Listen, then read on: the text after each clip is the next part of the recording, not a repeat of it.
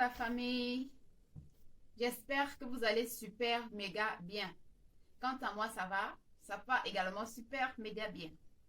Donc, j'espère que votre passage à la nouvelle année se passe plutôt bien et que tout en espérant en fait qu'elle soit meilleure que l'année 2020.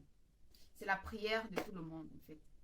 Que tout ce que nous avons connu comme turbulation, le coronavirus et tout le reste là, reste dans cette année 2020 là et que notre passage à la nouvelle année s'annonce et s'améliore en fait, que cette nouvelle année soit plus meilleure.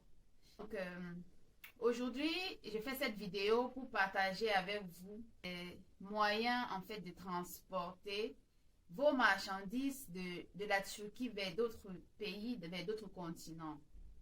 Pour toutes les personnes qui font des achats en Turquie et qui ne savent pas, qui n'ont pas assez d'informations par rapport au transport des marchandises de la Turquie vers leur pays ou bien vers l'étranger. Donc, cette vidéo est donc pour vous. Si vous êtes nouveau ou bien nouvelle sur cette chaîne, n'hésitez pas à vous abonner pour ne pas manquer des astuces comme ça concernant le business, les achats en Turquie, l'entrepreneuriat et bien d'autres encore. Donc, abonnez-vous, cliquez sur la cloche de notification pour ne pas rater de nouveautés et surtout partagez. Vous devez savoir que le transport est primordial. Puisque vous achetez à l'étranger, vous devez avoir un moyen de transport, un moyen d'expédition, un moyen d'acheminer votre produit ou votre marchandise vers vous. Pour cela, alors, je voudrais apporter des éclaircissements concernant les expéditions. D'accord? Donc, juste après notre générique, on en reparlera tout à l'heure.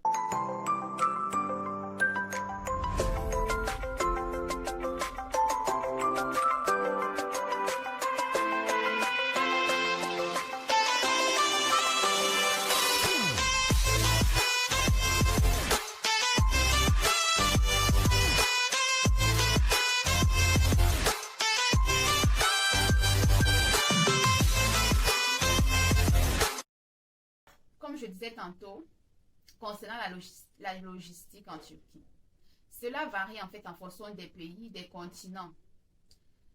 Si vous êtes dans un continent comme l'Europe, l'Amérique, la manière d'acheminer vos marchandises sont différentes des pays d'Afrique par exemple.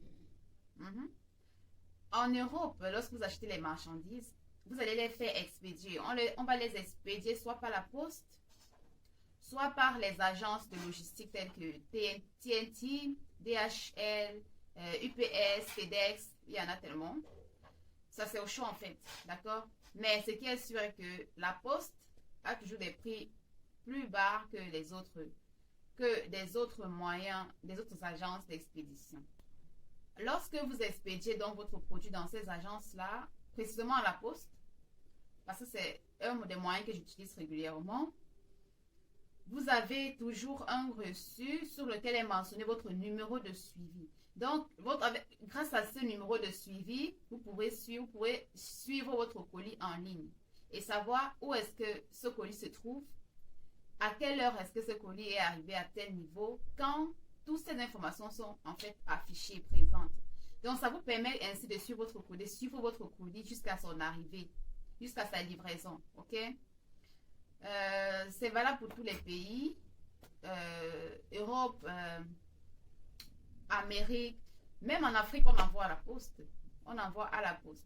Mais ce moyen n'est pas très utilisé pour l'Afrique. Concernant les marchandises en Turquie, ce n'est pas très utilisé pour l'Afrique. Il y a les moyens plus favorables pour ces pays-là. Donc, en ce qui concerne les pays d'Afrique, donc on va continuer par là. Il y a des cargos qui se chargent d'acheminer des produits en Afrique. Il y a tellement de cargos, il y a une variété de cargos qui acheminent donc les marchandises de la Turquie vers l'Afrique.